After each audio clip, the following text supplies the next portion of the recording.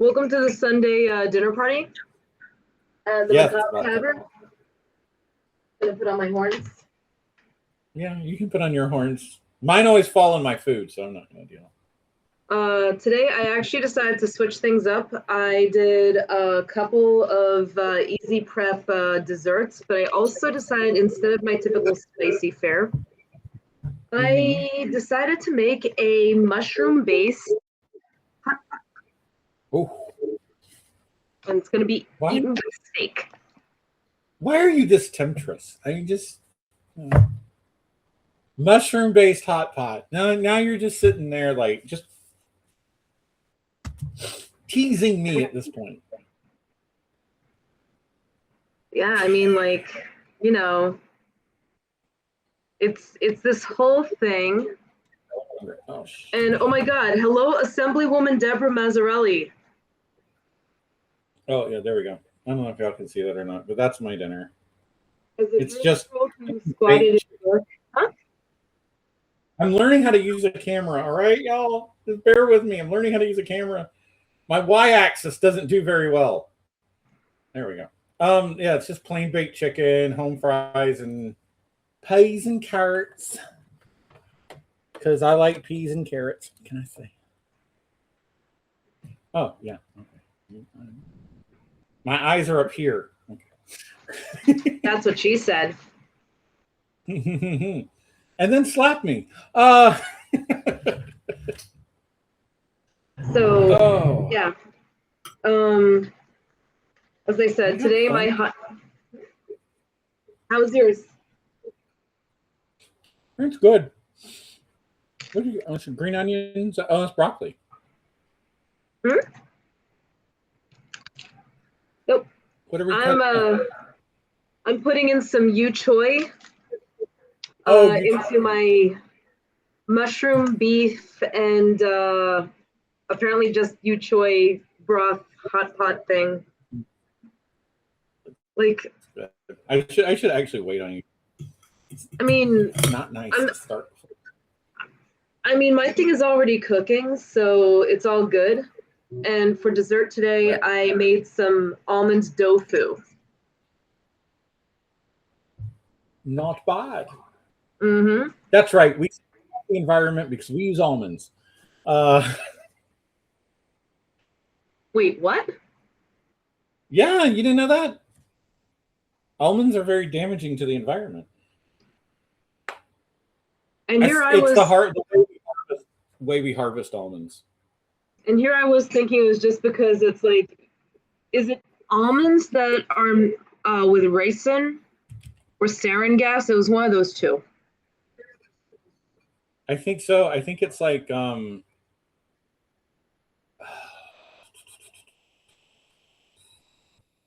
and sarin gas. I think that's how the sarin gas is supposed to smell. Yeah. Well, one of the main components in one of the more toxic gases is a compound found in almonds, hence the almond smell. Cyanide or something like that, or tauben, isn't it? I think so. I've heard that cyanide has an almond-like smell, but I'm not entirely sure. I haven't smelled it for obvious reasons. If I did, I'd be dead. I probably wouldn't Usually have. It's odorless. Huh. So. What, like, I know that Yes, these are gas. These are the kind of dinner conversations you get for those of you who are new around here. So, anyways, you okay? I just decided to taste the mushroom broth. Oh my. It's saltier than certain things I'm not allowed to say in the first 5 minutes for YouTube monetization. Oh. But we're only on Substack, so you're good. Oh, yeah. Okay, so it literally tasted like I just had somebody who is really big into mushrooms come. Yeah.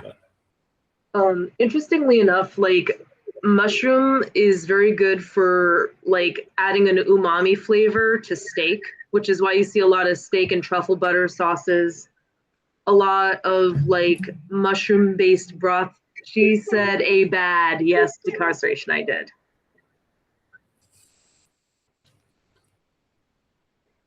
I mean, it's the extra umami. Yeah. Mm-hmm. Right after I'm done saying umami, umami, umami. Umami.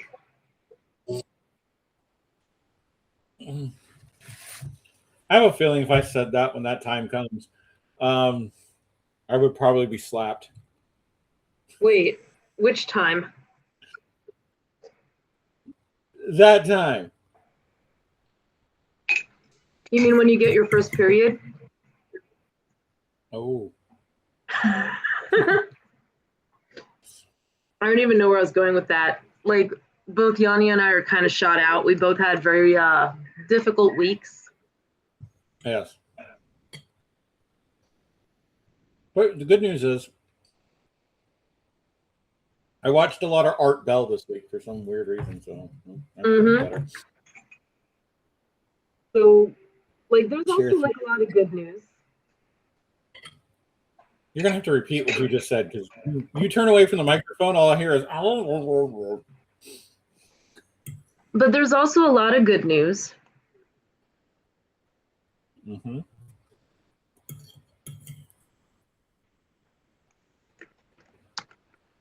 You're looking at me like. I was gonna say I'm grabbing my cookbook du jour, but like as far as the good news goes, we're starting to tighten up our formats a little bit, which means that soon we're gonna be able to have people onto our dinner party and actually, like, right now we're doing this slowly. We want to see what works, what doesn't work. Wednesday nights are going to be. I'm deciding now. And I know I said I was going to start it back in February, and I know it's May. The midnight circuit is coming back as well. So Wednesday nights we'll start having. It'll start off with Substack authors, and then it'll just expand out from more people I know. We're generally going to stick with horror, but the truth of the matter is, the further in we get to it, there will also start being a week, maybe two, where it's just people who I find interesting or Ossiana finds interesting. And that could be in politics, it can be in just pure feminism or sex work or whatever. We'll start having them on and write a nice little blurb about them, and then bring them on and enjoy a nice hour chat. So the whole thing about Macabre Tavern, which is a me and Yanni thing, mostly Yanni, but also me, because I'm the barmaid of the Macabre Tavern, is that it is a tavern in hell.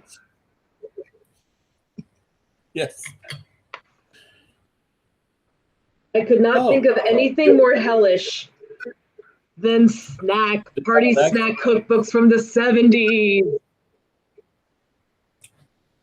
So here's what we're going to do. We're going to play a little drinking game now. Just to let you know, we are not responsible for you getting alcohol poisoning due to this game. Please know your limits. Please moderate, and please do not operate vehicles while playing this game. But every time a recipe comes up that we talk about that requires Jell-O, take a shot. Oh, dude. I don't think it's Jell-O that you have to worry about. So I'm looking through the first like 5 pages, and everything here is about cheese. Sesame cheese biscuits, tiny cheese biscuits, caraway biscuits with cheese biscuits, crunchy cheese biscuits, cheese rice crispy. Dude, like this is really...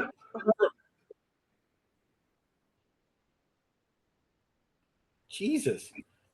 Jesus is right. I should say Jesus, yeah. Parmesan kisses. Parmesan kisses. Like Hershey's Kisses? I don't know, and I'm afraid to ask. Bluebell, what are you doing? Bluebell, you could honestly be selling. Oh, not Bluebell. What's the cheese place? Baby Bell. I'm still literally just like going through this, and Okay, the cheese stuff finally stopped around the time that we got to chicken puffs and chicken almond swirls. Okay. Part of me feels like they don't even make the ingredients for this anymore. Because they're like, chicken almond swirls. It's a can of refrigerated dinner rolls, like the croissant ones, and one can of chicken spread. What's chicken spread? That can't be that can't be what I think it is. Pate? That can't be. No, not pate. Chicken salad. No, they have a chicken salad thing here. And by the way, yes, chicken spread is basically yes. So, chicken spread, which can refer to commercially prepared products like Underwood's white meat chicken spread, includes chicken broth and seasonings or homemade recipe. Many recipes utilize cooked chicken combined with creamy bases such as mayonnaise, cream cheese, or sour cream, often with additions like celery, onion, pickle, radish. So that is fucking chicken salad. Son, I am disappointed. I'm not disappointed at you. I'm disappointed. I know. They also have a lot of things that involve water chestnuts. For example, for luau bits, which is obviously a Hawaiian treat to the core, we got water chestnuts, chicken livers, and bacon covered in soy sauce and brown sugar.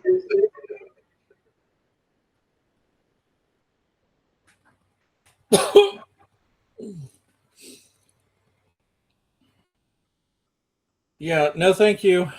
I'll be passing. No, thank you. Yo, I just want to know, why does everybody think that Hawaiian food is that terrible? No, it's not that Hawaiian food is that terrible. I think the only thing that mainlanders think that Hawaiian food is pineapples and ham. Bam.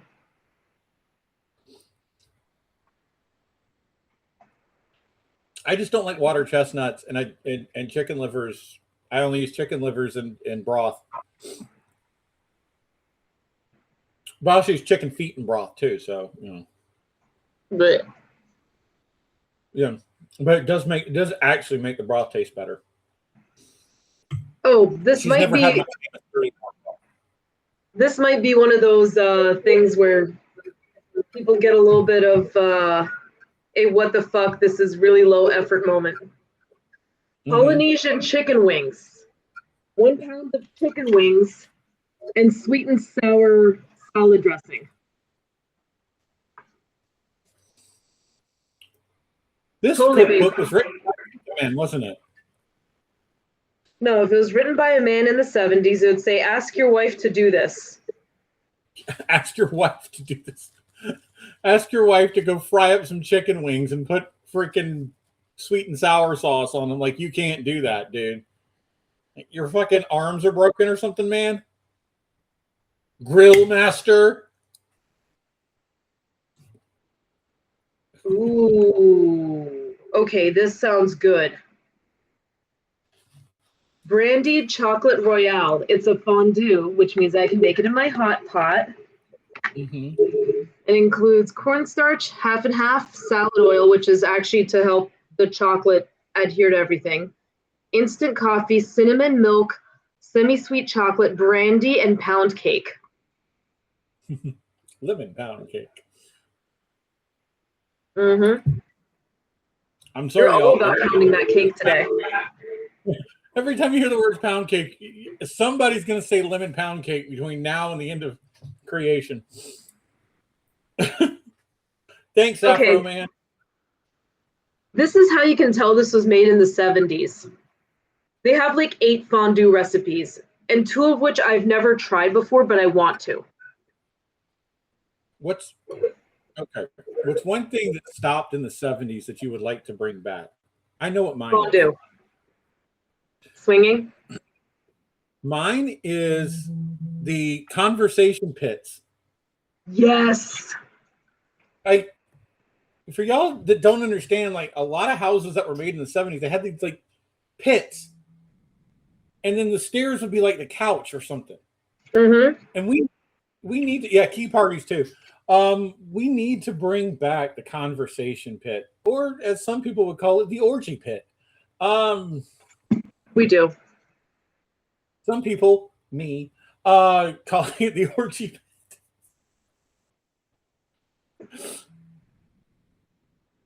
Yeah.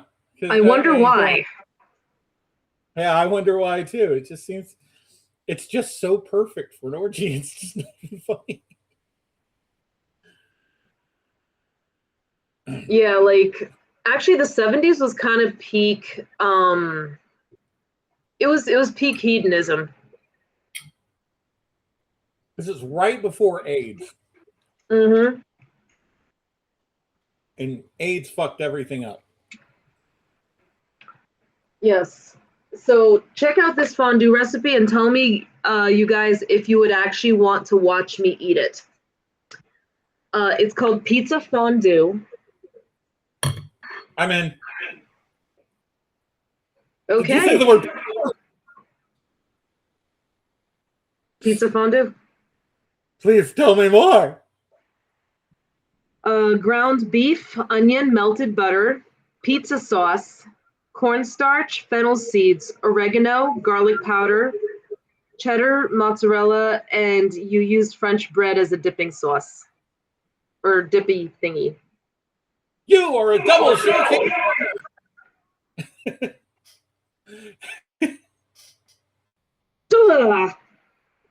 Oh, and right underneath it is one of those things where even the Satanist like me is like, the power of Christ compels you. The power of Christ compels you. Fuck out of here with this shit. Kids. Bringing out the New Yorker in me. Ham fondue.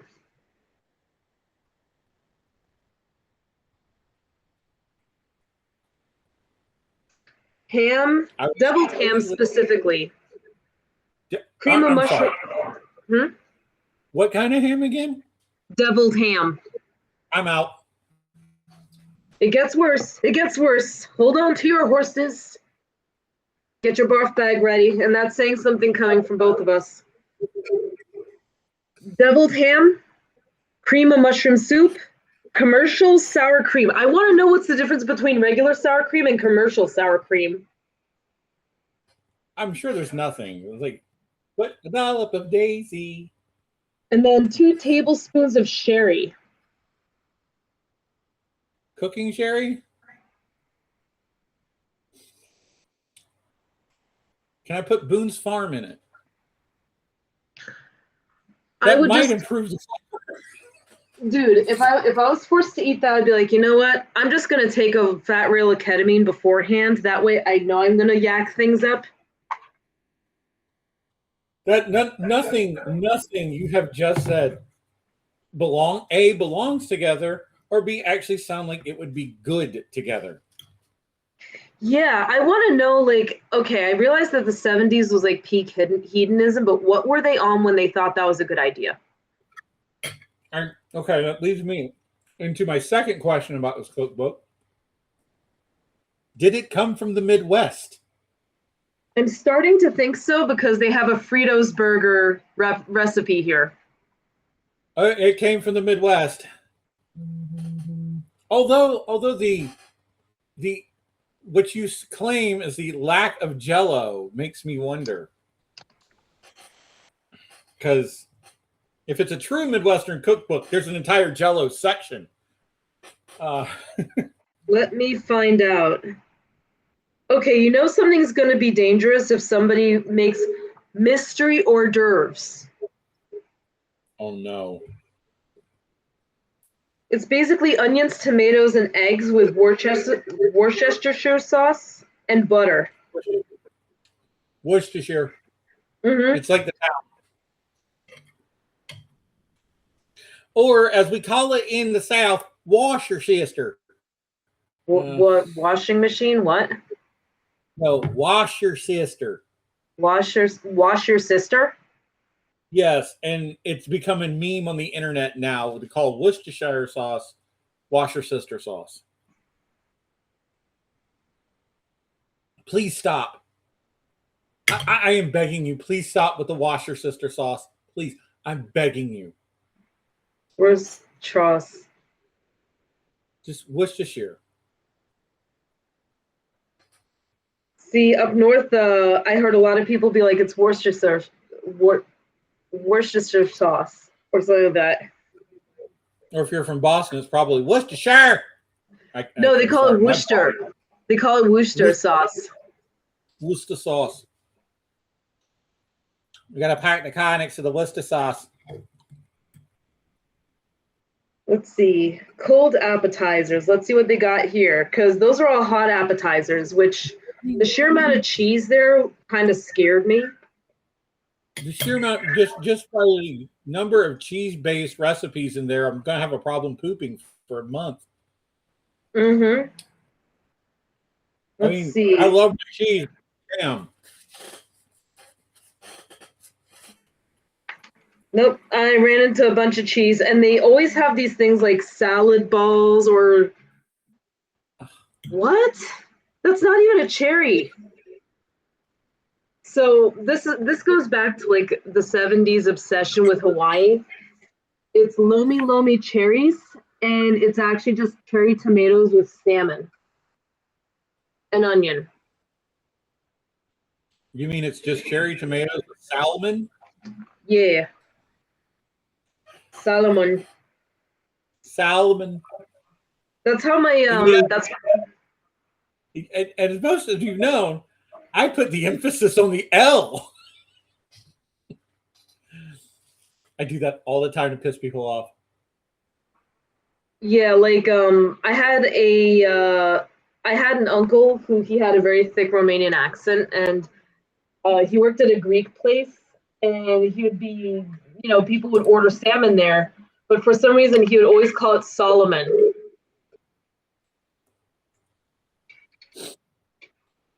I really want to take you to Knoxville because there's a friend of mine I want us to hang out with,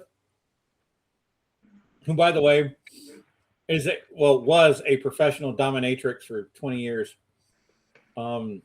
Anyways, she's very Italian. It's her uncle. We have to hang out with her uncle just once. Because he is very, and I mean, you want to talk about stereotype? This man literally looks like he walked out of The Sopranos. Have you seen My Business Associates? Yes, I have. Yes. I will shut up now.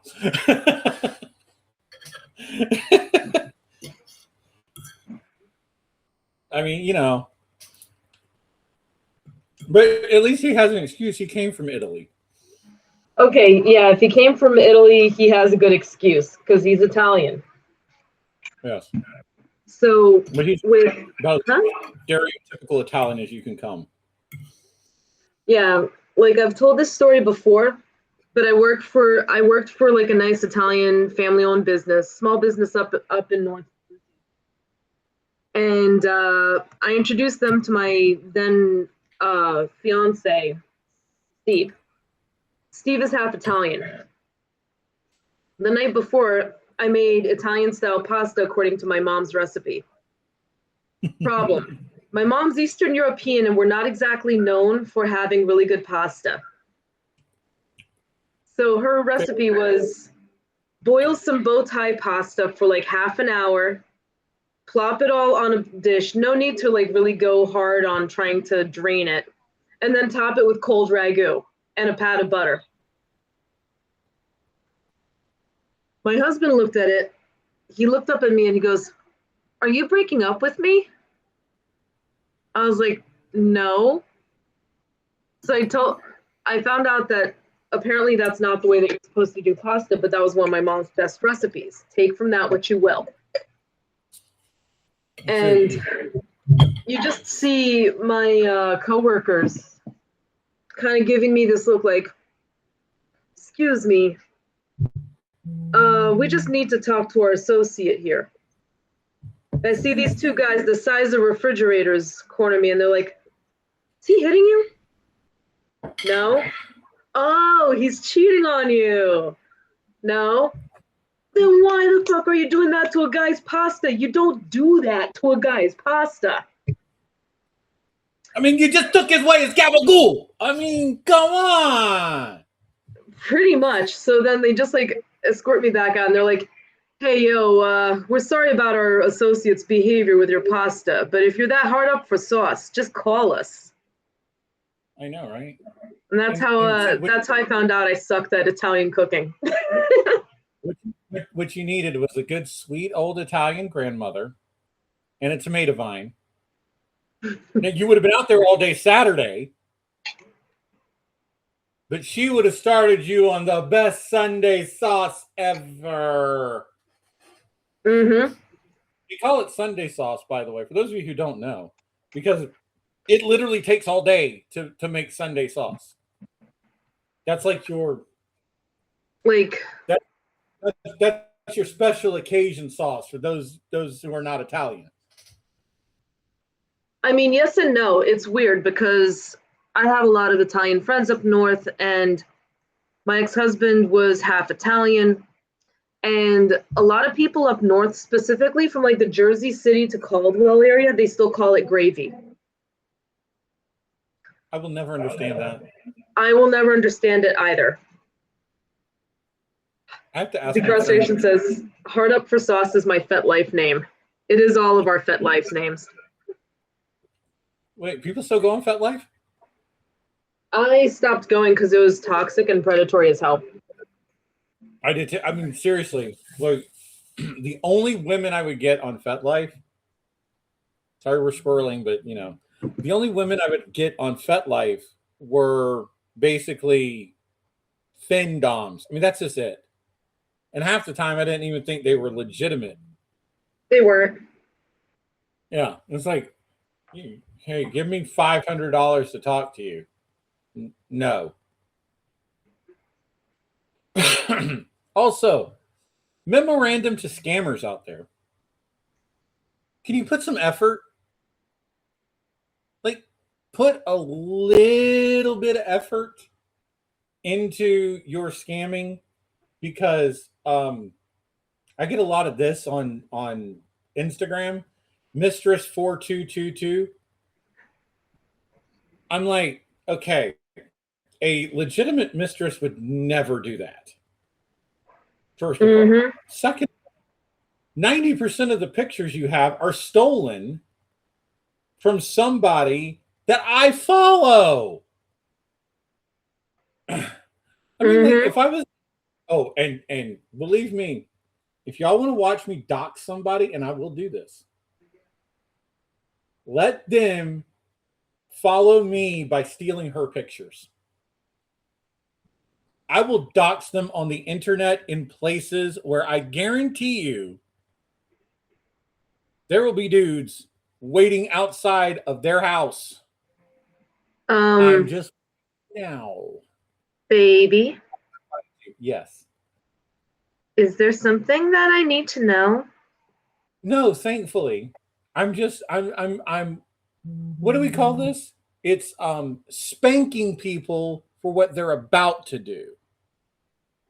You never got that spanking when you were... I promise. Nobody has done it to you yet.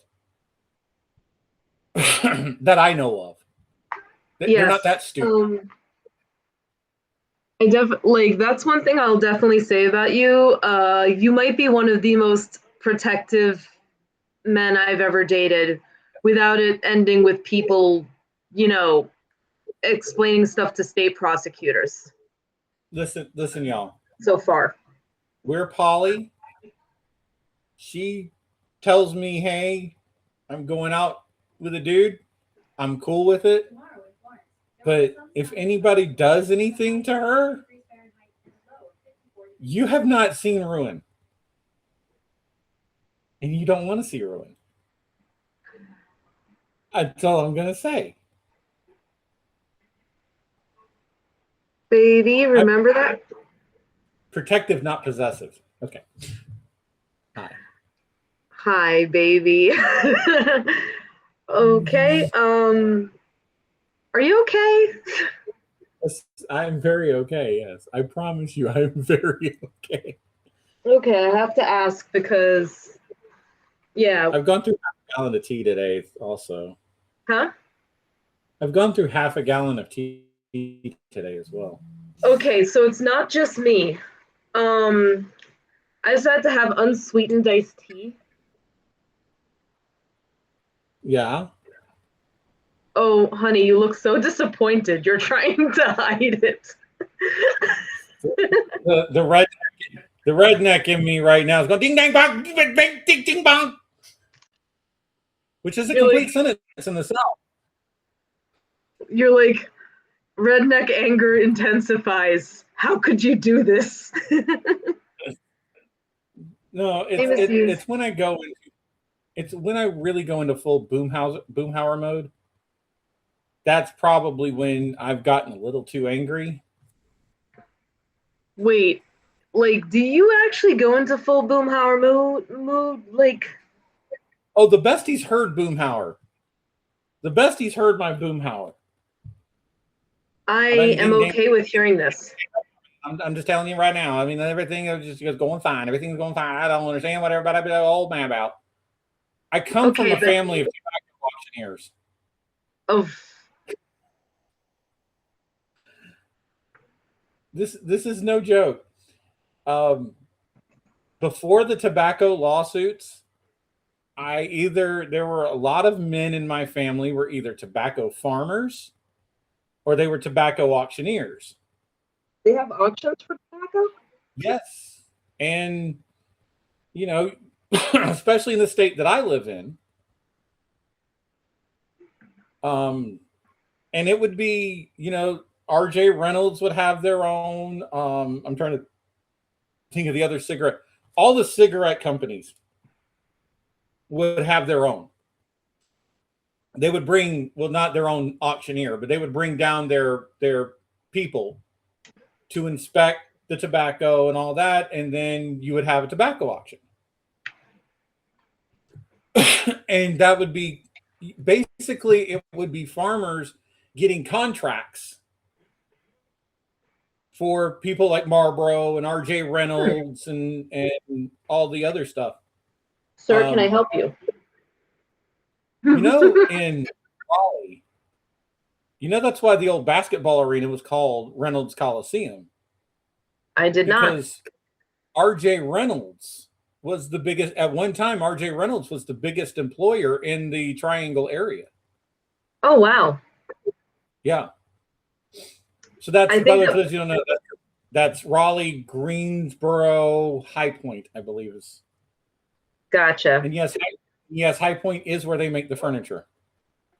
Speaking of High Point, I think that somebody was just trying to steal my dinner. Yeah, I think so. No, sir.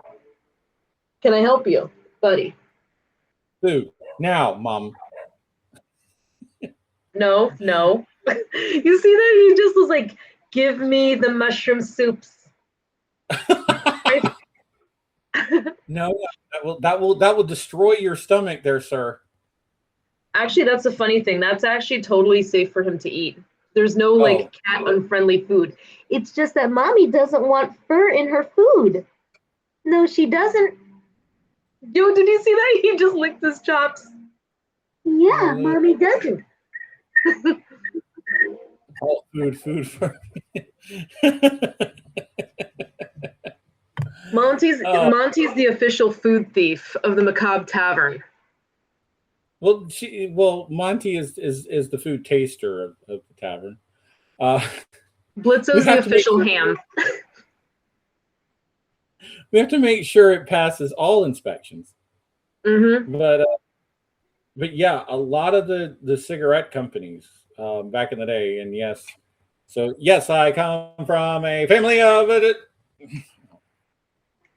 But that's where you get the traditional 135, and do I hear 135, 140, 140? Anybody 145, 145? Bro, how on God's green earth is it that the New Yorker talks slower than the freaking South Carolinian? Do you know what the Southern accent is? I tried once, but I looked like I was having a stroke. Okay, so let me slow down the Southern accent just a little bit more. And I'll slow it down a little more. Baby, you do not sound British at all. You're supposed to when it's actually that's how the Southern accent, that's how exactly it goes. I'm not British. I've got a wee bit of Irish in me, but not very much. I'm gonna have a lot of Dutch in me soon, but Did you say Dutch? Racist. Well, it's all right. You're not a Norwegian. well, I'm just saying I'm gonna have a lot of Dutch in me soon. Dane? Dane, whatever. Dane. It starts with a D. And the joke was about getting the D. Here I come, ruining it. Oh yeah, it's pronounced douche. You come over on the boat with the wooden shoes. With the wooden shoes. Yes, that's right. We come with the wooden shoes. Yo, I was actually like looking at Dutch like traditional wear. They all dress like Mickey Mouse with the giant pants and the clogs. I didn't think that was real. No, that's real as fuck. I'm glad Danes don't dress like that. We at least have taste.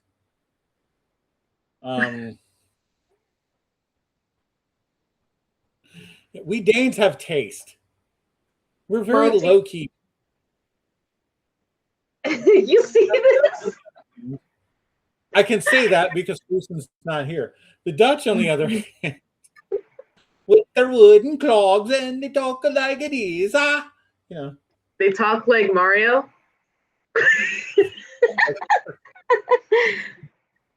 Actually, I think you know what though? Like the Mennonites they still have their Dutch accents. And that's why they talk a little funny. Why am I going full Italian today? Like Pennsylvania Dutch actually speak German. I just want to clear up a racist ass rumor right now. We do not talk like we have a potato in our throat. I mean, I could put one there if you want. That's Norwegian propaganda right now. And it's time to tell the Norwegians the war forest is ready and we're coming for you. Actually, right now we're coming for Trump because the war forest is ready, Donald. I'm just saying. You know, I started to notice that whenever we have a German leader that is considered to be heavily charismatic, who ends up in a high position of power, bad things happen. Yeah, so, it never. It really doesn't. Like, Trump is mostly German. It was actually Drumpf back in the day. Hitler was actually Austrian, but German enough. He claimed Germany. He claimed Germany, yeah. I have Austrian friends, and that's exactly what they say. It's like that Hitler only claimed Austrian to be Austrian again when he was annexing Austria. And that's Please literally excuse me? Yeah. Monty? Guess who just got caught trying to eat bok choy? Well, look at his face. Look at his face. I didn't do it. I swear. I'm sorry. I'm sorry. Little baby boy, no. No, that's not your bok choy. You have food. I just put out a bunch of cat food for you. It's not your bok choy. Monty, no. Do not get near the fondue. Look at what a overfed little egg he is too. He's just so fat, and he keeps trying to eat mommy's food. Hey, we love our chonkers around here. Yeah, he's a little chonkolino. Yes, he is. peanut butter. No. By the way, I just want to point for the record, peanut butter is one of my best friend's cats. All right. Wait, so like I'm starting to think you just love anything that's related to peanut butter. I do love peanut butter. I'm not gonna lie, like, peanuts are my favorite thing. You know what I love to do? I love to walk past people with peanut allergies and pop a peanut. Mentos freshness, peanut freshness. What's peanuts sound close to penis?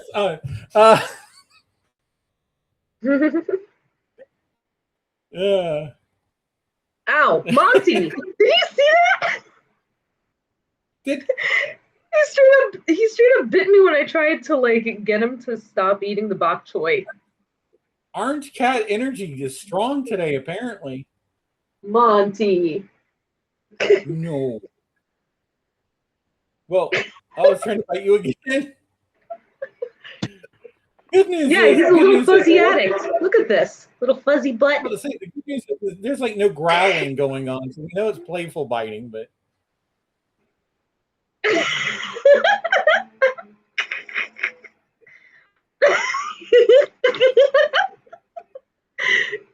that face though.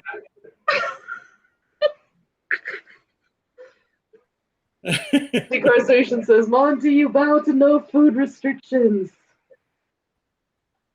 He's so indignant right now. It's so funny. Boing, boing, boing.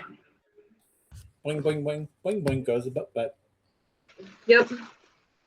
There. Now you may no longer have the bok choy. One of the videos from my favorite YouTubers just finished. So there we go. I don't have to watch it with any sound. Yo, you heard like the crunch of the bok choy? Yes. He straight up torpedo doved onto it as soon as I put it down. Monty needs to go to the WWE, but then again, he'll be released within 30 days.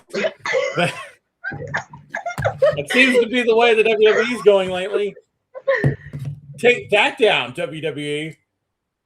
Yo, did you see that? You just went whoop.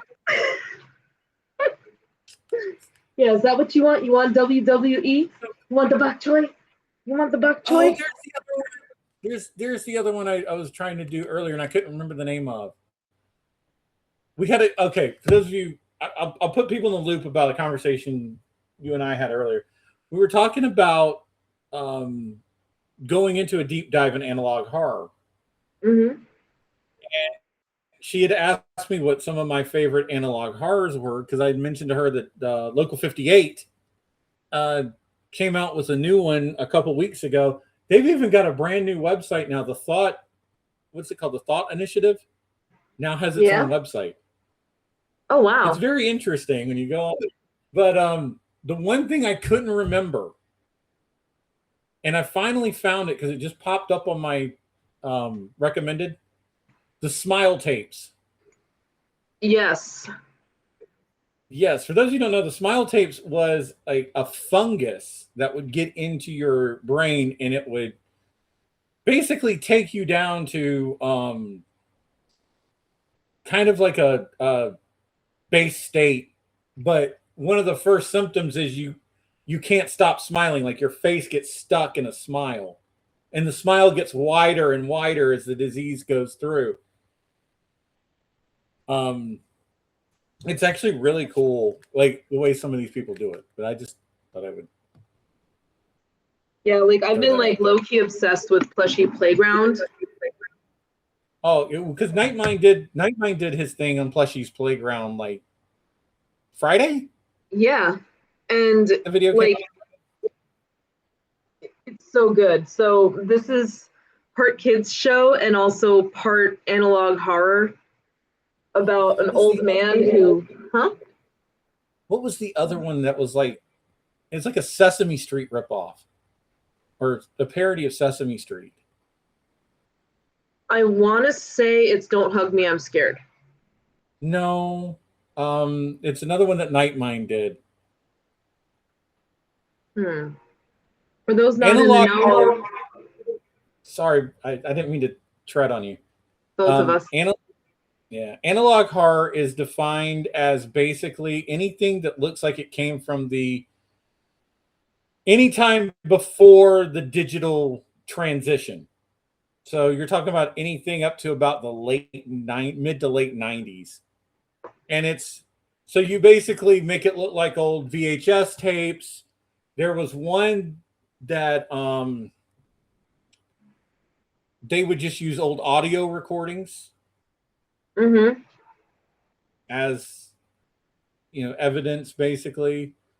So you would see things like, because all right, take Local 58 for example. It's like a local UHF channel from back in the day, and they made it look like a local UHF channel. But I guess like the first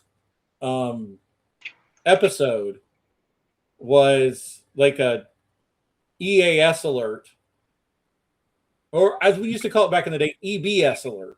People forget that it was actually originally called the Emergency Broadcast System. So you have an EBS alert that says, don't look at the moon. And then all of a sudden, it's like they cut to the moon. And it's like, let's take a look. It's like, it's really freaky stuff. Like there was. I like the way some of these people do this, and their story arcs, it goes into weird fucking areas. Like you never expect where they're going. God, that's so good. Well, you talk. I get ice cream. Like technically, the Backrooms is analog horror. It's made to look like somebody's carrying a VHS tape through this like almost Lovecraftian sized alternate universe where people morph into things and stuff like that. But the entire idea of analog horror is kind of yummy. Is using VHS. Is using VHS tapes to help carry through a storyboard that would not actually be that possible today. Right. Although there is now a segment of analog horror that is trying to kind of navigate the early digital HD days.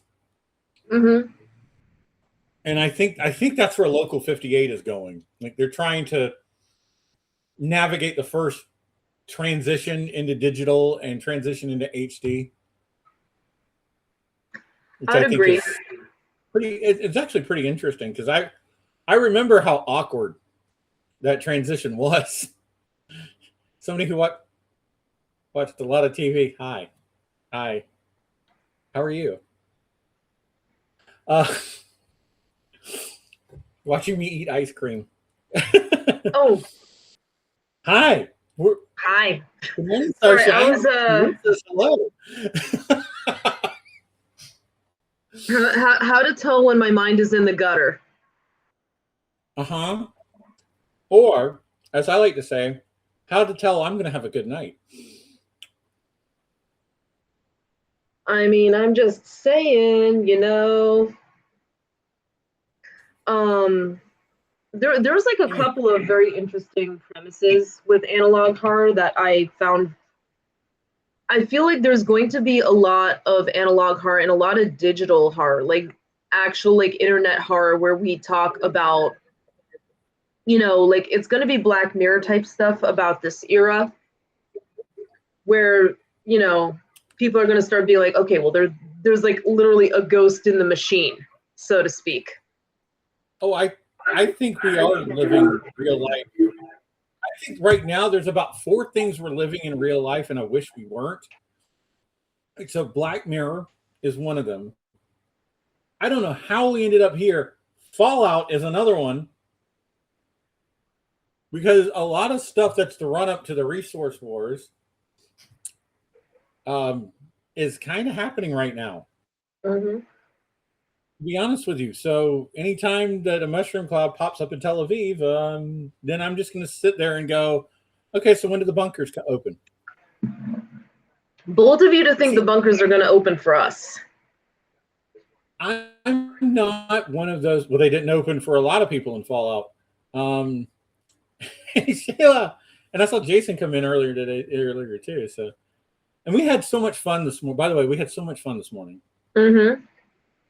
hanging out with Shayla, and we need to do that more often. Yeah, Shayla, you're my squish now. Speaking of Fallout, I already made the announcement. I made the announcement about 5 months early. I am going to do something for Fallout Day. Ooh. Which is October 23rd, 2077.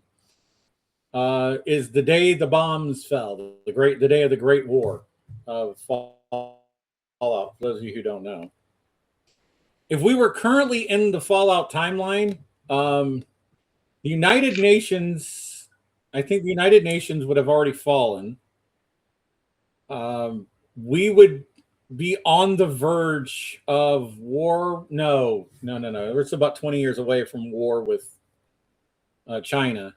But I think by now, we would be, if we were on that timeline, the Middle East would be fighting each other, and so would Europe.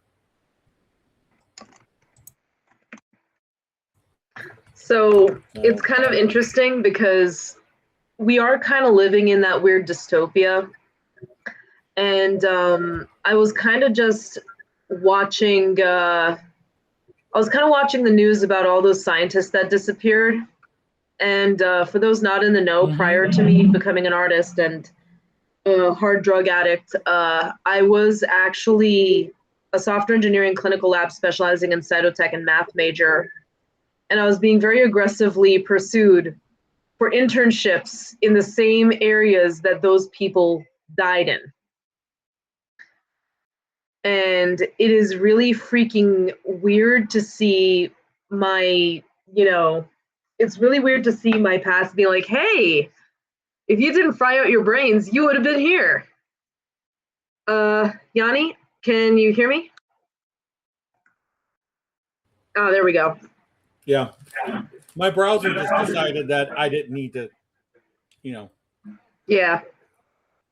So, I definitely do think that we live in a dystopia because seeing that shit and having seen that stuff firsthand, I think that we pretty much just left a bunch of guerrillas in charge of our nuclear weapons. I'm telling you, I'm starting to believe the Harambe conspiracy. Harambe. Yeah, the world did actually end when Harambe died. And we're just in hell now.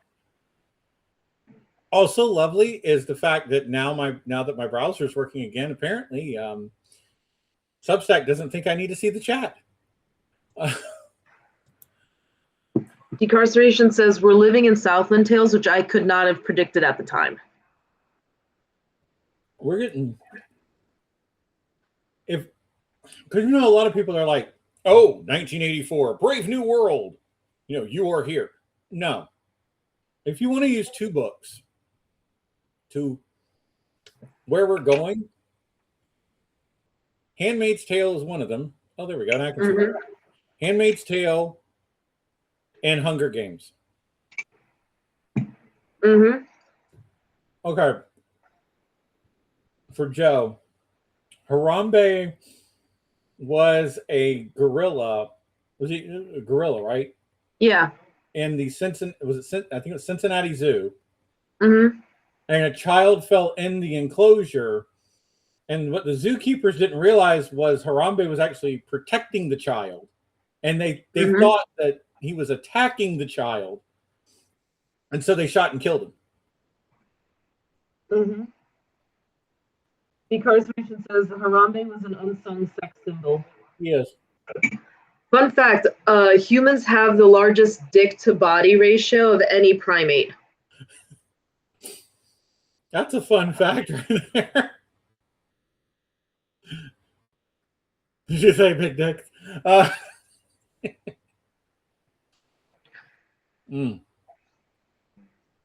Harambe frequently posed for Vogue and Maxim. Okay, so here's a weird thing about one other gorilla. Mm-hmm. In Japan, there was actually a gorilla that was famous for its handsome looks, and it got to the point where women were like catcalling it, and it developed anxiety because women got so aggressive with it. Not gorilla women, human women. Look what you did. I ain't even. Oppressing a male gorilla like you are. Typical women. I love how deconversation's like, oh, that was me. Yep. I know that you were in Japan for a while, man. I know. Did you do the...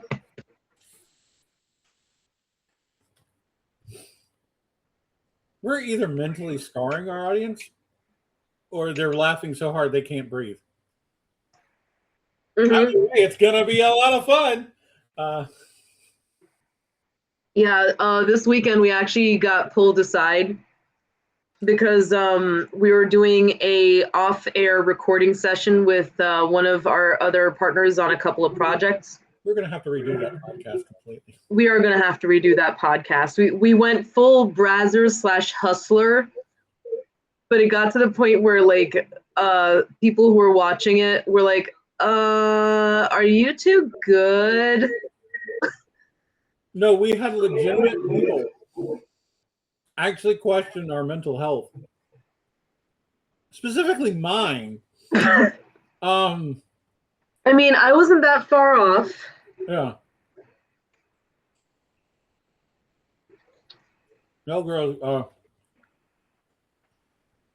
It is true. Jason is right. Mm-hmm. It's like being hung like a gorilla is actually an insult. Mm-hmm. It's like being told that you're at the top of the bell curve. Yeah. Not where you want to be, kids. That just means you're normie McNormie. Just as I was there with the group, nothing strange but scared the caretakers. Are you talking about our podcast live or No. the gorilla? Go up. Winston at the San Diego Zoo was actually a friend of mine. I miss him. He was also terrifying but posed no threat.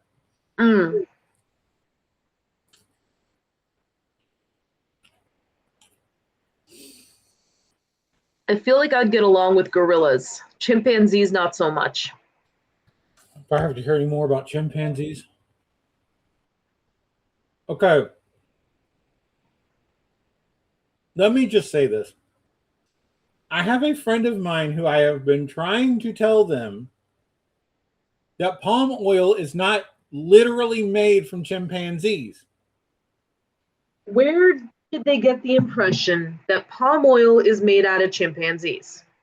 Because palm oil is made out of palm trees that chimpanzees live in, and we're basically destroying the fucking habitats of the chimpanzees, and that's why this person who I'm just going to be very nice about it. She can be sweet when she wants to be. She's got a very creative horror mind. But this is also a person that will, the minute something anti-trans happens, I get no less than 45 manic texts at 2:00 in the morning. And then about 4 or 5 hours later, she'll reply with, "Can you erase all that?" I know who you're talking about. And here I was thinking I had a hard time just because, you know, I occasionally have friends whose dicks get stuck in a shampoo bottle or some shit like that. Yeah. This is also somebody who doesn't go outside very much. I wish they would go outside a little bit more than they do. You right back? I'm going to go get some of the desserts I tried. I tried custard tarts and custard balls earlier. I'll post a little bit about that later. But I'm going to show you the tofu. You had balls in your mouth earlier?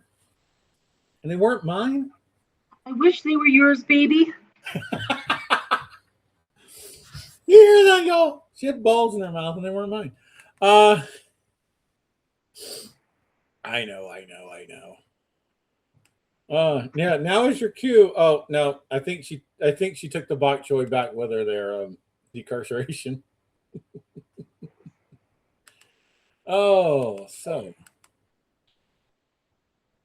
I need to, you know what? I think I need to start playing Schedule 1 again.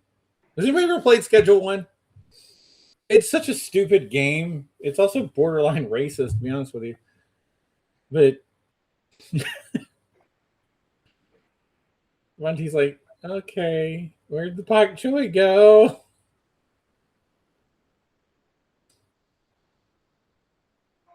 Somebody's looking very sleepy. So I've totally forgotten where I was going with anything at this point. 5 countries Americans can move to in 24 hours. No income required. Ooh, croissant sounds good. I actually had one earlier today. I was going to make breakfast burritos, and then I got up too late. So I didn't make breakfast burritos. And I ended up making, I ended up just getting a croissant, which, because my co-host on Saturday mornings, he'll bring food and he'll bring too much. And I always end up taking it home and I throw it in the freezer, and that's basically breakfast the entire. Oh, that looks good. Yes. Oh, So, Jason, that quiche looked amazing, by the way. mm-hmm. So if it tasted as half as good as it looked, it was probably one of the best quiches ever. So I got 2 desserts I'm going to eat live here. One is a Portuguese egg tart, which is like super popular in China. Hi, can I help you, sir? I like how he's just kind of like sitting there. He's like, "What, mother?" He has that indignant look, like, you brought food and none for me. Oh, Kerrygold aged cheddar. Oh, that's something I've been trying to learn how to do, is make Irish butter and Danish butter. Irish butter is kind of, but Danish butter takes you about 2 or 3 days to make.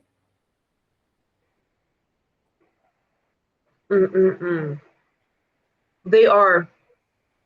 This is like my favorite thing to come out of Portugal. It's like creamy and melty and delicious. Let's go to Portugal. I mean, all the drugs are legal there too. And then I made almond tofu, which is like, it's almost like a yogurt, not yogurt, but like a gelatin thing. Oh. With like an almond base.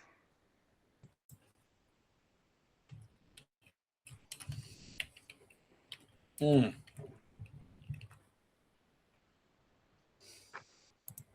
you can't actually learn how to make Irish butter, believe it or not. You just need Irish cows, sir. Irish cows, did you say? You see this? Shameless. Shameless.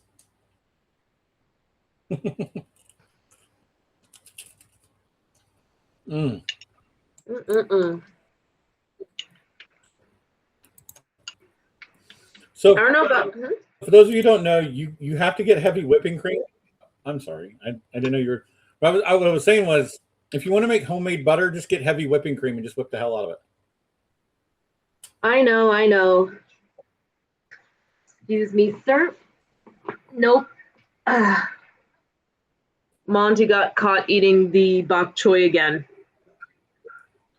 Yes, and that's why it has to be high fat cream. I thought you had taken the bok choy back. No, I took the shredded beef back, because if I end up having the cat steal the shredded beef, I'll scream. Yeah, we'd be in trouble. He's so innocent looking. That's the problem. Aren't they all? He's literally like looking at me like, "Mother, I require nutrient. Look at me. I am so cute.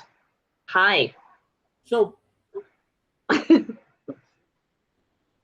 question for the audience, since it's May 10th, do you think conservatives start practicing when is Straight Pride Month? Oh, absolutely. They have rehearsals and everything. Did you see about like that guy who created the idea of being super straight? Yes. Super straight and allies.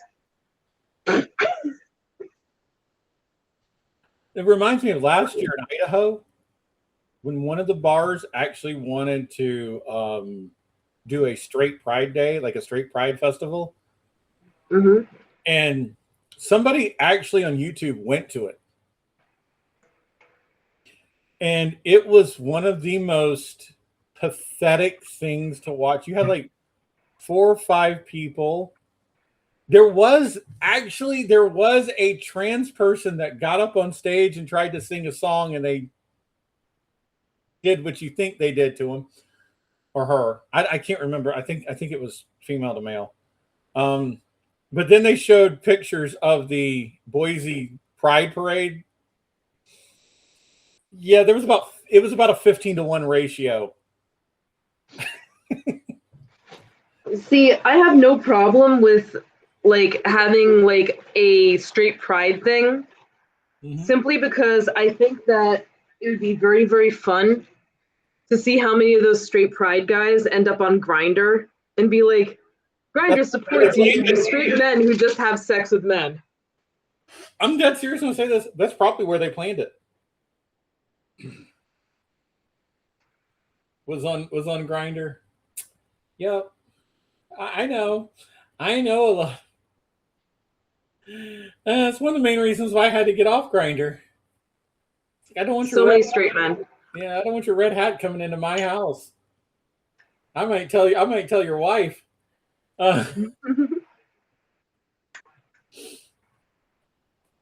real though, like it is so weird to see so many guys. I know, like they'll be like, for one thing, I've been asking Yanni this. Audience, feel free to tell me the straight dope. Like I've asked, I've asked guys to hook up with me, and then they'll be like, yeah, and then they'll back out the last minute. Yanni's telling me that this is because I'm a scary person to them. No. They're scared of you, but you're not a scary person. I didn't even offer to stab them. I don't know what the problem is. No, I think what it is when they realize that, you actually want to do something that doesn't involve sitting in your underwear that you haven't changed in 5 days, probably with skid marks on it, playing Call of Duty. And the scary element is, oh no, a woman actually wants to have sex with me. Also, I've been wondering about that because I've also had certain guys be like, yeah, I'm straight, but occasionally I'll have sex with a guy. I'm like... And you're not straight. I'm like, sir...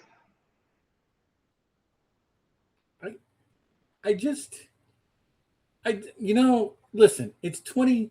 And it's the year of our Lady Gaga 2026. All right, good sir. Bisexuality exists. Okay. May I jump on the soapbox for a moment here? Since it's Friday night, I will keep it pleasant, and I would like to speak on this as a bisexual male. Hi, we exist. No, we are not. Now, granted, I will say this. There are men that have used bisexuality as their shield, front door to realize that they're gay. I understand that, and I respect that because Lawrence's co-host was talking about that last Monday. That he had a bisexual phase. Which like I said, that's what I get, especially when you're coming out of heteronormative programming. You're going to have a phase where you experiment with men.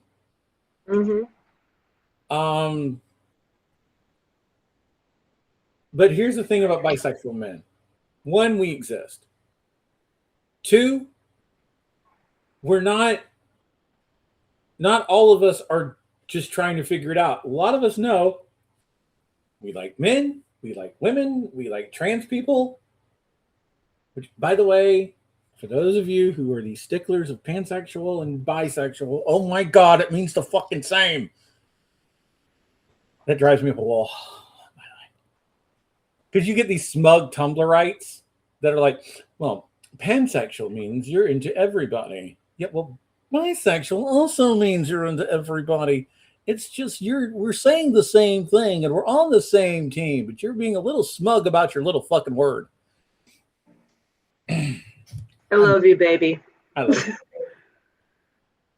I was talking to the smug ones, not the ones that don't give a fuck. Anyways, so we're not straight. We don't do it to get women. It does help though. Because there is still that thing of, remember, what was it? It was the Bloodhound Gang that had that song, I Wish I Was Queer So I Could Get Chicks. Yeah. Which is a good song, by the way. I actually really do love that song. I love the Bloodhound Gang. We're not doing it to, increase our chances with women. We like men, we like women, we like trans people. Or baby, yes. Okay. You're pansexual. I'm you know what? Here's the thing. My sexuality is yes. So you're pansexual. I am just there. I hate labels to begin with. You can call me pan, you can call me bi, you can call me this, you can call me that. Just don't call me late for fucking dinner. So the way that I've noticed it is that pansexual people, like, they're okay with dating trans people, male, women, non-binaries, everyone. Bisexual people are generally, I like boys and I like girls, but they tend to back away from trans people. And I hate those people. I hate the ones that are like, well, because you're trans, I don't want to date you. So no, that's not how it works. But here's the thing, right? It was in the Bisexual Manifesto of 1989, which sounds made up, but it's truth. That it's there for, bisexuality means men, women, and trans people. It was in the Bisexual Manifesto. But again, I mean, it's potato, tomato. Well, whatever it is, I will probably be down to bang. Yes. As long as you're down to bang. That's pretty much the bottom line there. Here so it with is. These super straight guys, I've noticed that they're like, yeah, Ossiana, I'm totally straight. It's just that occasionally I just really want to have sex with a guy, but only platonically. Hey, normalize having a couple of the homies, kissing a couple of the homies for fun. Bro job. Bro jobs. Yeah, like I had one ex. His friend took him out on a date, and I found out via Instagram. Oh, that's something that probably needs to be communicated before put on Instagram. He had no idea it was a date. Oh, he had no idea it was a date. Yeah. Once again, this is something that needed to be communicated before. But his friend is totally straight. It's just that took him out for sushi and then took him out for a long night drive and then posted a picture of said ex like this. Have you ever had somebody like super duper into you, but you're just like, listen, I like you, you're good. Like, I want to hang out with you, but dude, you're just not my type. Yes. I had one guy like that at one time. Like, bro, you're nice, you're wonderful, you're not there for me. Like, there are certain people who I can only see as a friend. Mm-hmm. And if somebody were to tell me to do sexual things with them, I'd be like, ew, no, that's like my brother. It's usually fine as long as they kind of understand that it's not going to happen. Yeah. But if they don't understand, that's where the problems arise. Well, because this friend I had show up to a remote, and they just kept like, oh, you're the cutest thing ever, and you're this, you're that. And I'm like, listen, friend, it's nice that you feel that way, but I'm not into you the way you're into me. Totally understood. Like, I feel like that's especially among men, because a lot of men, they can't take no from an answer from men or women. I mean, it's bad on Grindr. I mean, I've told this story before. Like, when you know, my experiences on Grindr gave me a brand new appreciation for the shit women go through on social media on the daily. Mm-hmm. I mean, it's like, gentlemen, can you please at least start a conversation with hello? I get why you're on Grindr. I really do. But the lead-off conversation being a picture of your dick is not really gonna get me to talk. Unless it's about 10 inches, and then I'll say something. Same. Like, if you have like a 9-10 inch penis, like, that will open up doors for you with certain people, including me. I'm a complete whore. But She said it, I didn't. it's okay, baby. I believe you can be just as much of a whore as I am. All I got to do is believe in myself.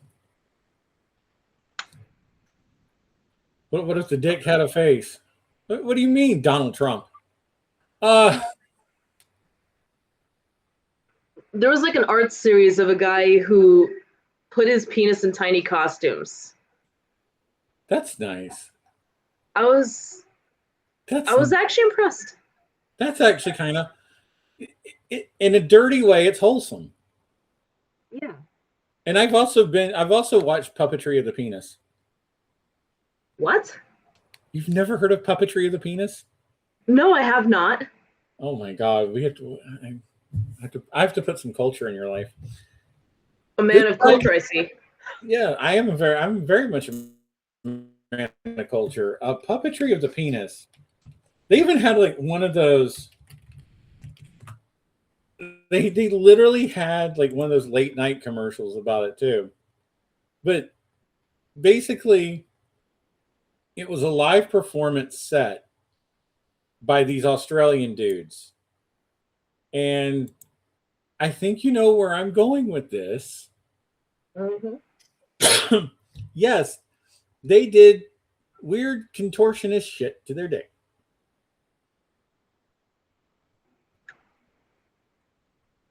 You know what? I'm not even mad. No, I'm not either, because it was actually very highbrow for penile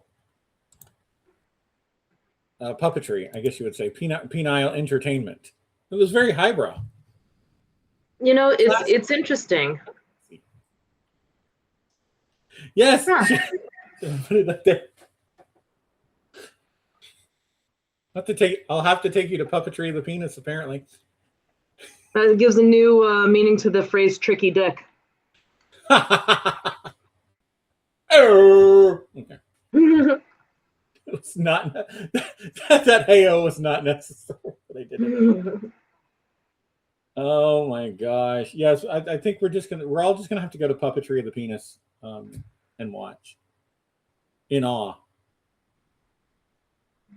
Grown men playing with their dicks. I mean, you said it, not me.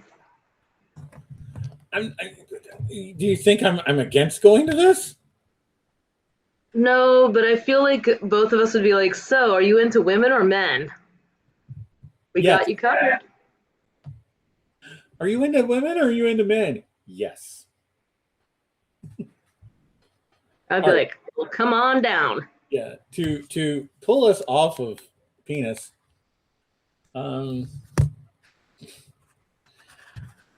right, so I got to know. I hate the term guilty pleasure. Yes, we're bouncing now. I hate the term guilty pleasure. But what is like one song like nobody ever thinks that you're into? A lot of my favorite artists are guilty pleasures. DJ Rankin in the mix. DJ Rankin. I The could one DJ, huh? I could have done some of that stuff. You're in the mix. You're in the quiet storm. For those not in the know, DJ Rankin is considered to be one of the worst DJs of all time, and he used to go viral online Yes, for. Escape is a good one. Oh, I do love Escape. I will tell all of you mine because I am not afraid to be laughed at. Go on. It's one of my favorite songs of all time. C'est la vie by Bewitched. I'm a fan of Soul Decisions, Faded, so I get it. Yeah. I'm kind of faded. C'est la vie. They actually, well, now we have to go to Iceland. Ooh. A plaster cast of Jimi Hendrix's dick. I mean, you how can you not see that? Honestly, 10 out of 10, I would buy a vibrator or dildo in the shape of Jimi Hendrix's penis. So there you go. We do some fun stuff. You're like, dicks. Yeah, got back to dicks. Everything goes back to dicks with us. Yes. Are we the Come for the delicious food? Huh? Are we the dirtiest couple on Substack? Considering that we might have to reshoot an entire podcast because both of us just went off the deep end, yes. We have friends now that won't talk to us very much because. No. It's not that they won't talk to us. It's that, they just wanted to have a quick wellness check and make sure that we're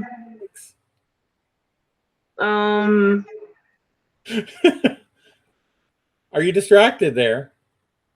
No. Jiggle, jiggle. Up here. Jiggle, jiggle. You know exactly why we got the wellness check that we did, mister. I know how we got the wellness check. All right. I know. I definitely know. There actually is a wank panzer that goes through my town, and I fucking laugh my ass off every time I see it. A wank panzer? A wank panzer. What is a wank panzer? That's my nickname for. Well, that's actually a pretty common nickname for a Tesla. The Tesla trucks. Oh. Yeah, we call them der wank panzer. Yeah, I've heard them get called a cyber stuck because they keep getting stuck on the side of the road. They're worse than Ford. I mean, you know, because everybody knows what Ford stands for. Found on road dead.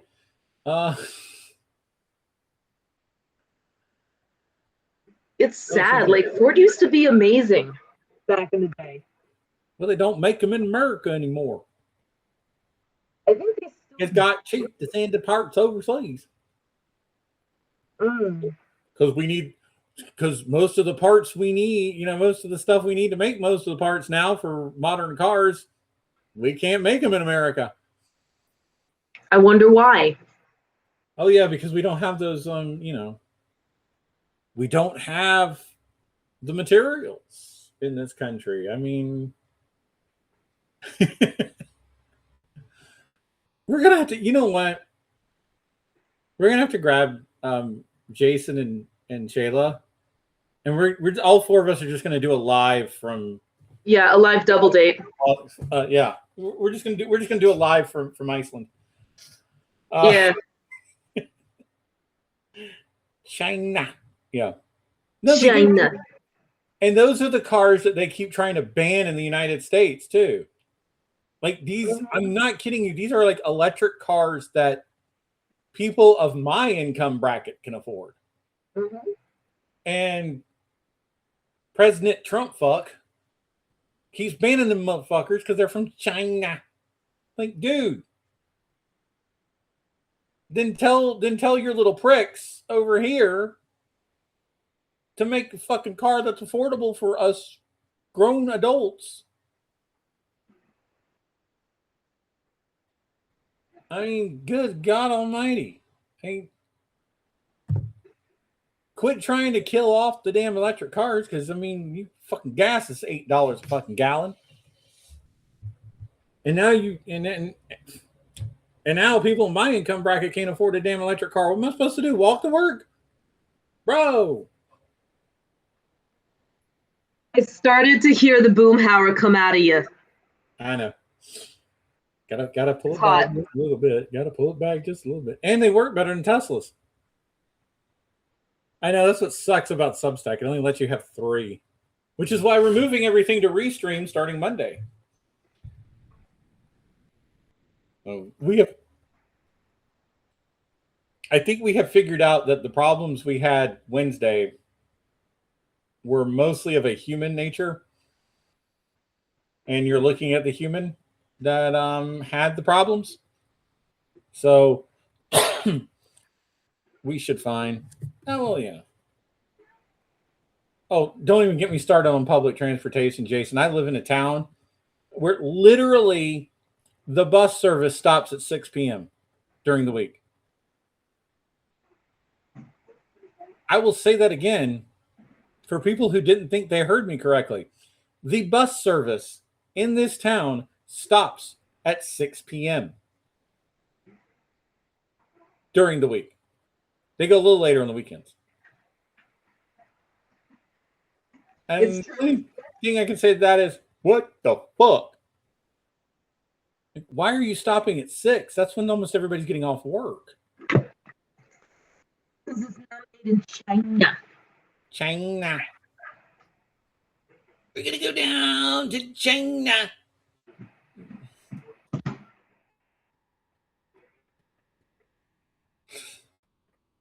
Yo, so should we ask the audience if we should start doing X-rated podcasts where we actually talk about the crazy crap that we've seen and done? Because I feel like that's just like the natural evolution of us. China. We might not be able to do it.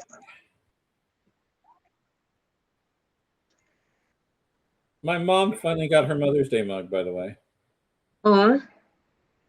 Show it to you here in a second. I'll have to show it to you on my phone. Oh, that's adorable. It's adorable. And by the way, my mom told me that I'd get my Mother's Day gift later. This is my grandnephew. I don't even know what the hell. That's my grandnephew from the youngest. Oh, I'm now 2 generations behind as far as being married and have children, by the way. Yeah, I kind of feel like I would want to have kids with you. I'm just not sure that I want to give birth again, considering what I just found out. So yeah, I totally understand that. We talked about that earlier, and only if you feel comfortable with sharing will we talk about that. No, I feel like genetic testing before you have a kid must be mandatory. I agree. And also, like, you know, with Yanni, if I were to get pregnant with his baby, I don't feel like I'd have the urge to kill and eat it like my last offspring. Didn't, by the way. Just saying. I didn't. The doctors actually had it in my chart, do not let mother near infant because it might get eaten. When I say that I had really bad postpartum depression, I mean I had it really bad. Yeah. I mean that's postpartum depression, y'all. That please do not think anything horrible. Yeah, no, like I'm okay with admitting that I went a little bit nutters while delivering. Did I get into a fight with a police officer? Yes. Did I try to eat the doctor's face? Absolutely. But you know, I think that these are things that we can really excuse in terms of giving birth. Like hormones are a hell of a drug. Yes, they are. Especially when you're not on epidurals. I was. Oh, okay. That didn't stop me from standing up and taking a swing. Okay, so imagine if you weren't on epidurals. I'm sure. Yeah, I mean, I remember the doctor asking if they needed a tranquilizer dart or an exorcist, and the doctor was just like, yes. Not sure what to make of that. Oh my. Last time I had a baby, I put it in a rocket ship and sent it to another planet once Trump was elected. Superman? Yo, if anybody could give birth to a super baby, it would be decarceration. You know, the funniest thing is, you know what we're also, you know what kind of, we're also, the timeline we're also kind of living in? Dinosaurs. Did anybody Yeah, that's dark. dinosaurs ended? Yeah, with all of them dying. Yeah. And who did it? The father, Mm-hmm. who was totally incompetent. See, that's a podcast I'd love to do one night. Is your favorite memories of TGIF on ABC? What's TGIF? Oh, I forgot. You weren't allowed to watch TV as a child. TGIF was a series of shows. It was like their Friday night block. So you had shows like Full House. You had, I mean, these like iconic television shows. Full House, Family Matters. Dinosaurs started there, I think. I'm trying to think of Home Improvement, I believe, started there. Okay, I loved Home Improvement. Whenever like the sitter was allowed to have us watch TV, she'd put on Home Improvement or The Nanny. Oh, The Nanny. The Nanny was so great. Oh, Mr. Sheffield. Oh my! You call this a bagel? Now I'm imagining. Yeah, Hanging with Mr. Cooper was on there. Yeah. Who's Mr. Cooper? Oh yeah. Oh yeah. Yeah. I would have done Fran Drescher in a heartbeat. Not even gonna lie about it. Well, now you've got somebody who sounds almost exactly like her. So you might have to do that in bed one night. There were a lot of what I'm saying is it was some of the best comedy television was put on Friday night. And if you're Gen X or you're early millennial, a lot of people, you know, and you were allowed to watch television. It was basically appointment viewing on Friday night. That's amazing. And apparently Jason Odell says, oh my God, Ossiana nailed it. Yes, I've been told I sound uncanny like Fran Drescher. Nanny, please crush me with heels, mommy. Fran Drescher. That's so good. That's good. Call your mother. Yeah, I already did, by the way. Call my mom. I was talking to decarceration. Call your mother. I hope everybody caught it. Yeah. I straight up had that like tone of voice with my daughter the other day. I was like, Amara Rose Hillcorn, if you hear anything about like this, or this, you call your mother immediately. Okay. Decarceration brought up something that now just sparked something in my head. You know who else, like, I still have a crush on to this day, and it has not changed? Lucy Lawless. Yeah. No, like, you definitely have a type. And the fact that she fucking trolls Spartacus. Who played him again? The Hercules dude. The one who came out with that weird children's book. Yes. And by the way, I'm sure all of you fellow Trekkies in here would agree with me on this. Star Trek Andromeda never existed. He was the shittiest captain in the history of Star Trek. Kevin Sorbo. That's who it was, yeah. Sorbo. My name's Kevin Sorbo. Are we going to talk about Kevin Sorbo's creepy as sin children's book? Oh, please do, because he is just so fucking irritating. So, for those not in the know, Kevin Sorbo is not only MAGA, but he's also a Christian nationalist who tries to paint himself as a masculinity influencer for kids under the age of 10. Kinda. I don't know if he's trying to do that, but he's also trying to be an influencer on what type of boys little girls go after. And like, I'm gonna actually pull it up.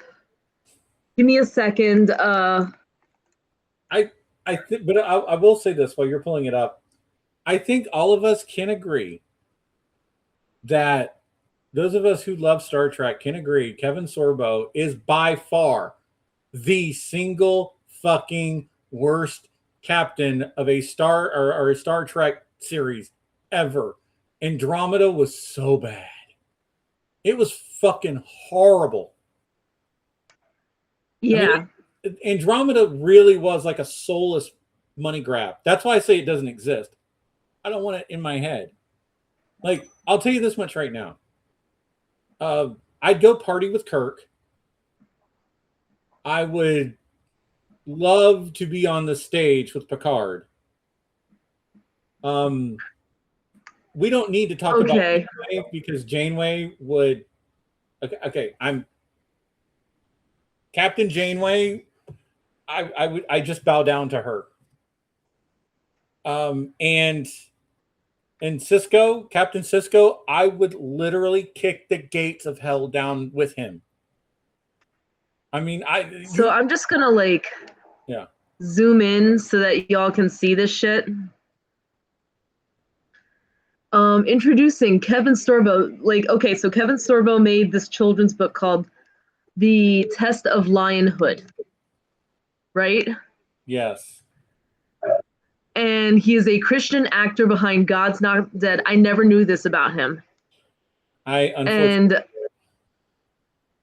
yeah, so like this whole thing about the Test of Lionhood.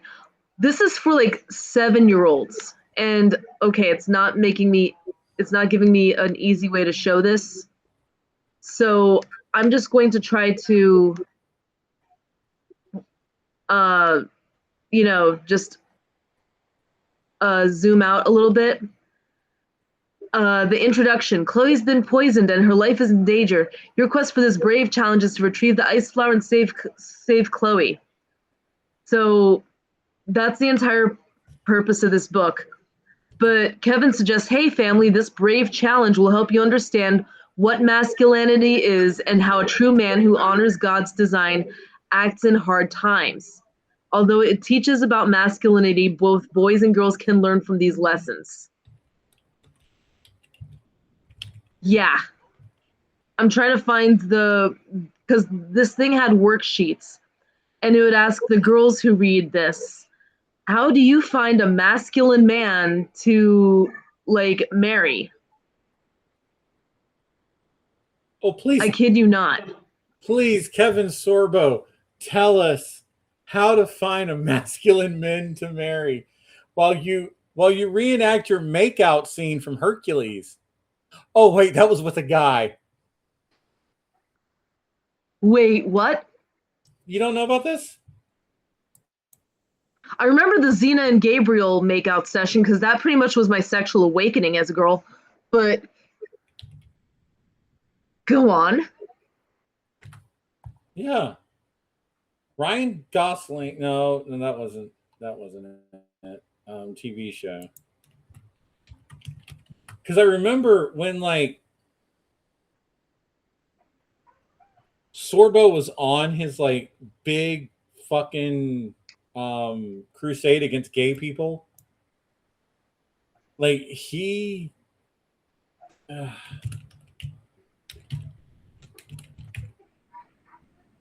trying to find it. Oh, there it. Okay, I found it. So yeah, this has always been the clapback every time Kevin Sorbo says something homophobic. He was so much hotter when he was making out with men, it's not even funny. Yeah. Yeah, we actually were.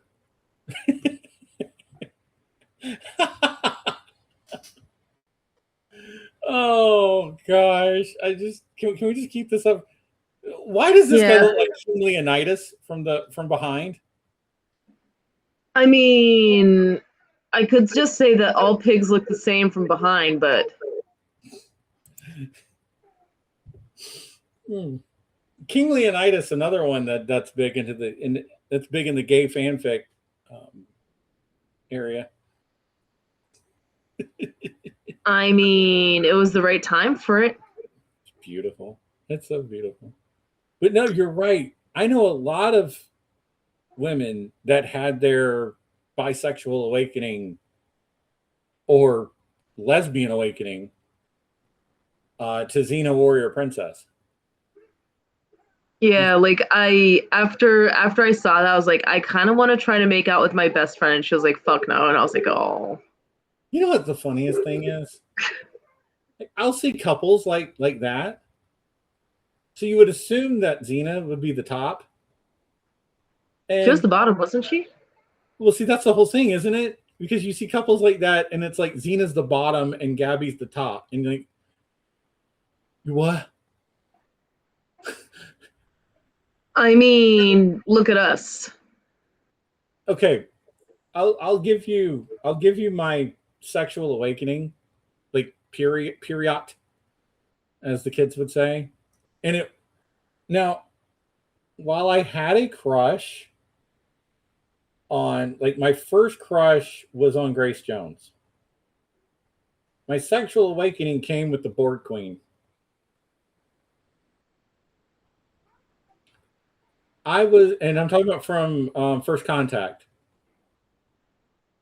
I was assimilate me mommy very hard. You really have a thing for things that are not human. Yeah. Yes, I'll show you real quick.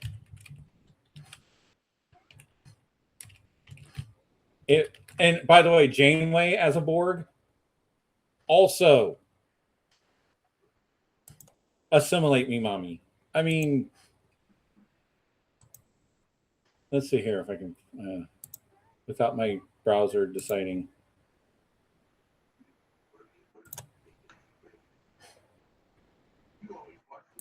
Did it work? That's what he said.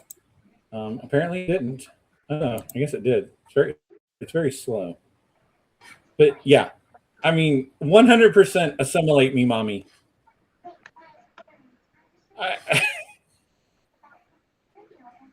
Yes. See,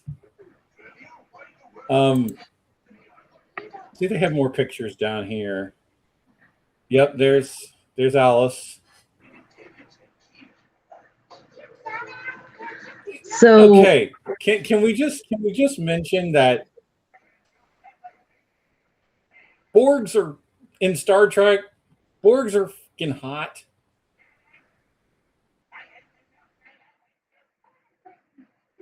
I mean,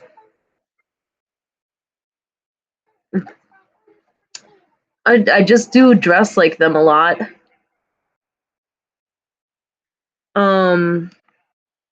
Baby, I don't think that you're moving. You're a little bit. There we go. So yeah, I was always into the Borg thing.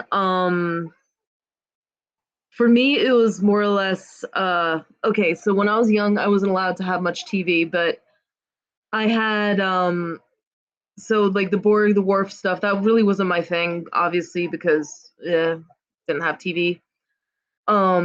So I had this giant ass book called History Laid Bare, and that was about as spicy as I could get reading. And it was historical accounts of sexual activity. And I'm not going to explain how I got that book because I don't want to, cause problems. But there were a couple of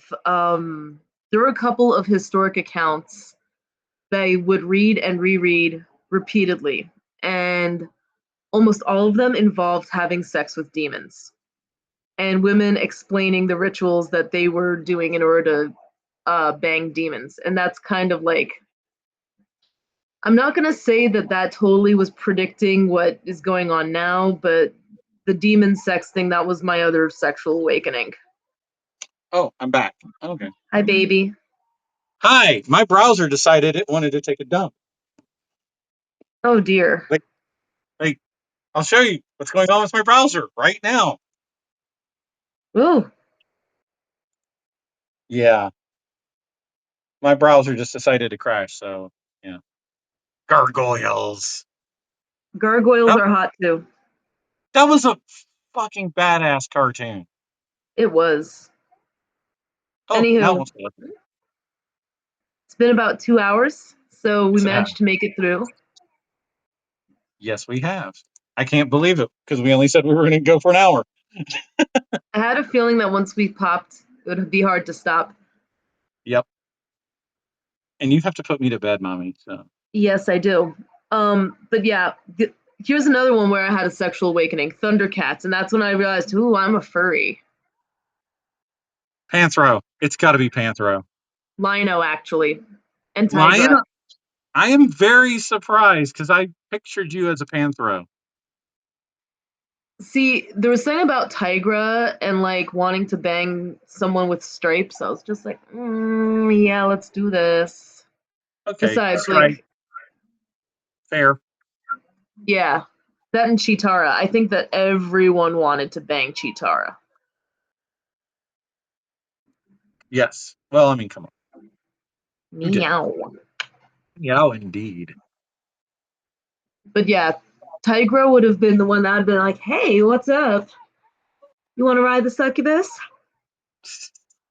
Sexiest cartoon characters. I'm trying to think of. I Jessica don't, Rabbit. because I was about to say I don't want to go cliche with Cool World and Jessica Rabbit. I just kind of didn't want to go there because that's too cliche. Um, oh, I'm trying to figure out one that was low key, like hell yes for me. Hex Girls from Scooby Doo. You know what? I was into Velma before the everybody decided that Velma was hot. I always got like lesbian vibes from Velma, but I always was like, she looks like this kid I go to school with, so I can't really get into her that much. Oh, who was it? It was from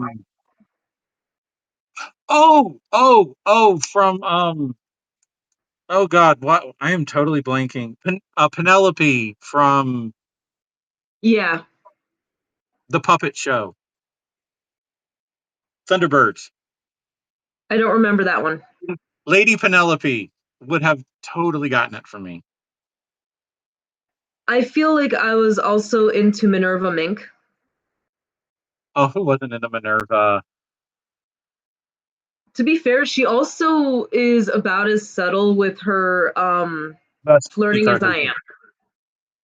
No, you're right about that. She's not subtle at all.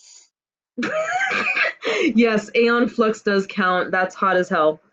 Yes, I think we can all agree Eon Flex is probably number one on any list of hottest cartoon characters ever. Yeah. When Trying to it think comes of to sexual aggression, I always found myself to be like a Fifi LaFume. actually, but okay. So the thing with men and the whole over aggressive going after a woman, there's a reason why I call it Pepe Le Pew syndrome. Because remember, Pepe Le Pew would pursue and pursue and pursue and would never end up with the cat that had this. Because there's always a cat that had paint striped on Yeah, her back to make it look like a skunk. yeah. And I just feel like that's these sad, pathetic little incels these days. They pursue and they pursue and they pursue and they still Here's, don't end up. here's the thing. I have Fifi LaFume syndrome. I am height, and Yanni can tell you when I get aggressive in bed, it's it's heavy. Like you'll know when I'm in the mood. Hello, Yeah. nurse. Yes. There's a reason why the saxophone played when she walked by. Mm-hmm. But like, Yanni, would you say I'm pretty aggressive in bed? Yes. Or should I refer to that as yes, mistress? Um, I mean, I'll Either way. fix you a snack. Yeah. An apple a day keeps the doctor away. Anyway, what? You know what? Everybody's like, "Oh, Harley Quinn. Oh, Harley Quinn."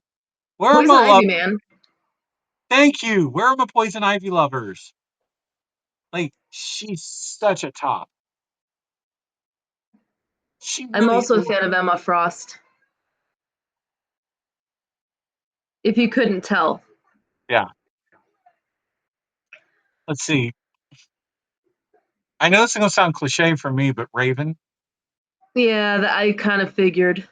the adult version, not Teen Titans. You totally want a plappy butted goth girlfriend. Yes, which I have. Yeah.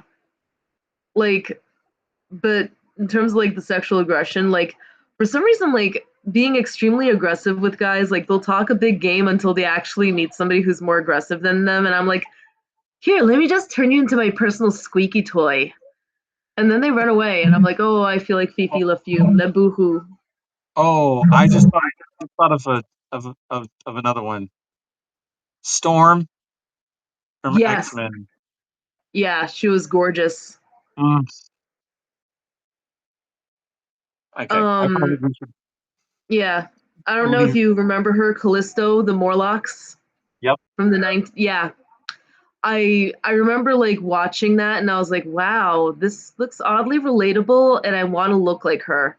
Fast forward like 10 years, and I literally looked like the spitting image of her down to the vest and the facial scar. Mm, And her entire story arc was of her kidnapping a sexy mutant to try to forcibly breed him. So I'm like, well, I don't know how I feel about that, but I could totally see myself doing that as like a BDSM thing at the very least.